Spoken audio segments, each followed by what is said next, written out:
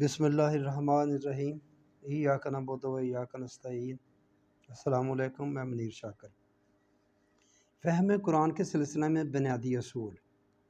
فہم قرآن کے سلسلہ میں ایک اصولی باتیں سمجھ لینا ضروری ہیں۔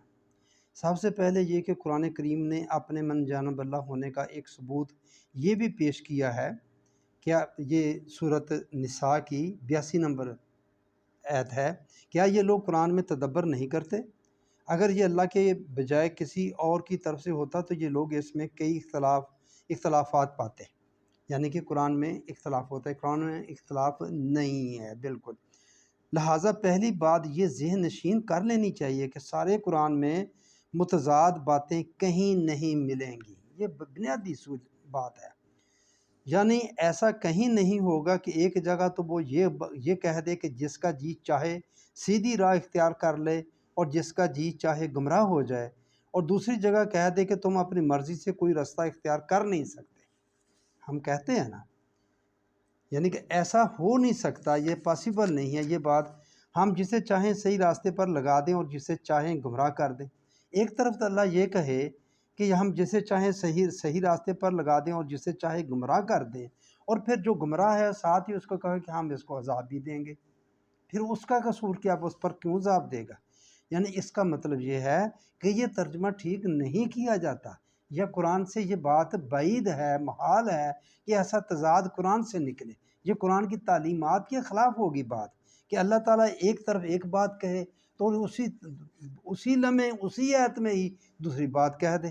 جیسا کہ میں نے یہ عرض کیا، یہ آگے انشاءاللہ اس کا میں ذکر کروں گا، ڈیٹیل کے ساتھ اس کا ذکر ہوگا کہ یہ کیسے بات بنتی ہے۔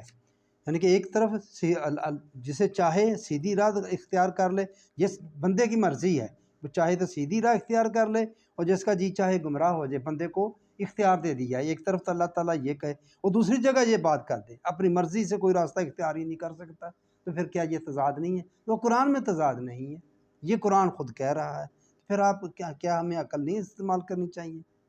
یہ بات میں بنیادی کہ قرآن کی تعلیمات میں اختلاف نہیں ہے، اور ہمیں اختلاف نہیں ہونا چاہیے، اور دین میں نہیں ہونا چاہیے، کیونکہ دین کا ماخذ قرآن ہے۔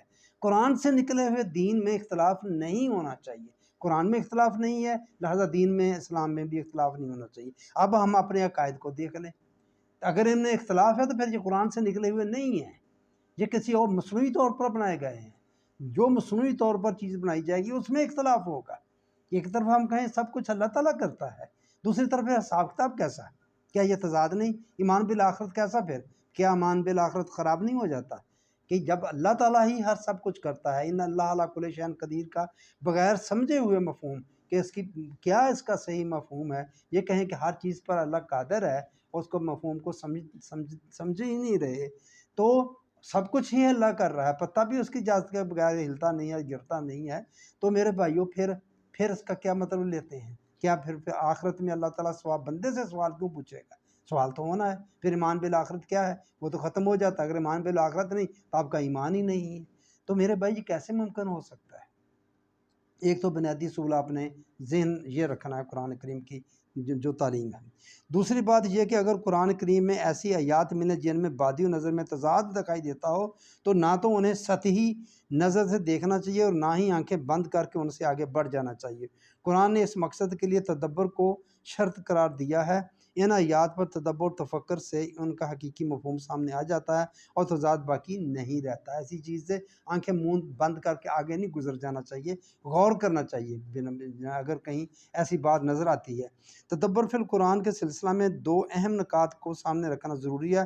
ایک تو یہ کہ قرآن کی کسی ایک آیت کا مفہوم سمجھنے کے لیے ضروری ہے کہ اس مضمون کی جتنی آیات قرآن میں جا بجا بکھری پڑی ہوں ان سب کو سامنے رکھا جائے۔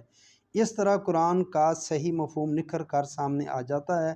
قرآن کریم کا دعویٰ یہ ہے کہ وہ تصریفی آیات سے اپنا مفہوم واضح کرتا ہے، یعنی آیات کو پھیر پھیر کر لانے سے۔ قرآن فہمی کے لیے یہ شرط لا ینفک ہے، یعنی کہ قرآن پاک میں کئی جگہ پر اللہ تعالیٰ نے خود فرمایا ہم نے آیات کو پھیر پھیر کر بیان کیا ہے تاکہ تم بات کو سمجھ جاؤ۔ اللہ بات کو سمجھانا چاہتا ہے تمہیں۔ تو یہ ہے تصریف آیات کا ایک نقطہ۔ دوسرا نقطہ یہ کہ قرآن کریم کی کسی آیت کا کوئی ایسا مفہوم صحیح نہیں سمجھا جا سکتا جو اس کے مجموعی تعلیم کے خلاف ہو۔ پہلی بات بھی ہوگی کہ مجموعی تعلیم جو قرآن کی ہے کہ بندے سے حساب ہونا ہے، ایمان بالآخرت ہے، یہی ہمارے کاموں کا حساب ہونا ہے۔ تو پھر اگر ہمارے کام اللہ نے کروائے ہوئے تو ہم سے حساب کیا ہونا ہے؟ کیوں ہونا ہے؟ کیوں پوچھا جانا ہے؟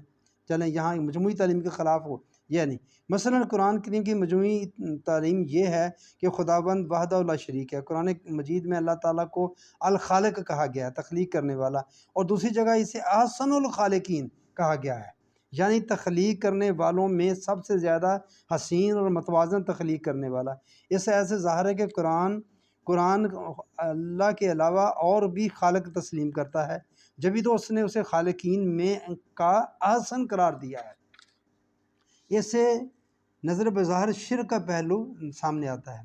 یہ تضاد قرآن کریم کی دیگر آیات کو سامنے لانے سے رفع ہو جاتا ہے۔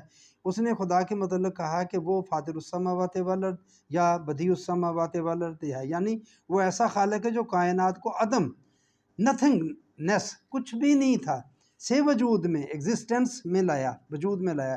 ایسا کوئی اور نہیں کر سکتا، وہ ایسا خالق ہے۔ لہٰذا اللہ کے خالق ہونے اور انسان کے خالق ہونے میں فرق یہ ہے کہ اللہ اشیاء کائنات کو عدم سے وجود میں لاتا ہے، اور انسان صرف اتنا کر سکتا ہے کہ جو مسالہ مٹیریل مواد موجود ہے اس سے مختلف قسم کی چیزیں تخلیق کر لے۔ اس سے نہ تو شرک کا شائبہ باقی رہا اور نہ ہی ان دو آیات میں کوئی تضاد باقی رہا۔ یہ دو چار باتیں تھیں جو میں آپ سے کرنا چاہتا تھا کہ قرآن فہمی کے سلسلہ میں بنیادی چیز کہ سب سے جو میں زیادہ جاگر نمایاں کرنا چاہتا وہ یہ بات کرنا چاہتا تھا کہ انسان اللہ تعالیٰ کو جو ہم ایک جگہ پر ظاہر کر دیتے ہیں کہ وہ جسے چاہتا ہے ہدایت دیتا ہے، جسے چاہتا ہے گمراہ کر دیتا ہے، تو دوسری طرف ہم امان بالآخرت کی بھی بات کرتے ہیں۔ یہ بہت بڑا تضاد ہے جو ہمارے درمیان پایا جاتا ہے، اور یہ حل ہونا بہت ضروری ہے۔ چلیں بہرحال فی الحال میں سلسلے میں یہ دو چار اصول جو قرآن کے تھے یہی بیان کرنا چاہتا تھا۔ آگے انشاءاللہ بات چلے گی یہ عقیدہ جبریہ کہ کیا کہاں سے نکال لیا ہم نے، یہ اگر قرآن سے بھی نکالا ہے تو اس کے تراجم جو ہیں ہم نے اس کو کس طرح ٹویسٹ کیا ہے کر کے یہ بات ہم نے کی ہے۔ مہربانی آپ نے میری بات سنے۔